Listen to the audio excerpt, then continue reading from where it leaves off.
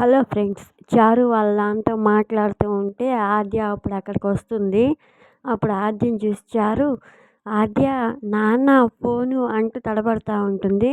అప్పుడు చంపకేసి ఒక్కటిస్తుంది.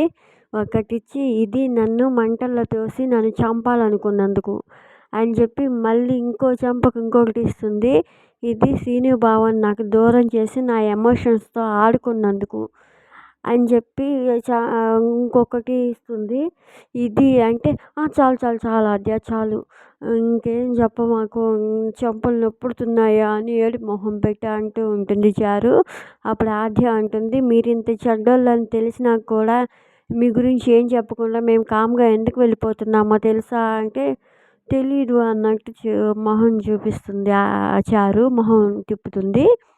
అప్పుడు ఎందుకంటే సీను బావ కాపురం కూలిపోకూడదని, నాలాంటి ఇంకొక ఆడపిల్ల జీవితం నాశనం కాకూడదని, ఇప్పుడైనా కాస్త మంచిగా మారి శ్రీను బావ మనసు గెలుచుకో, బుద్ధి తెచ్చుకో అంటూ చారుకి ఆద్య బుద్ధి చెప్తూ ఉంటుంది. మరి తర్వాత ఏం జరుగుతుందో ఎపిసోడ్లో చూద్దాం ఫ్రెండ్స్. మీకు కనుక వీడియో నచ్చితే ప్లీజ్ లైక్ చేయండి, షేర్ చేయండి, కామెంట్ చేయండి, సబ్స్క్రైబ్ చేయండి. Thank you for watching.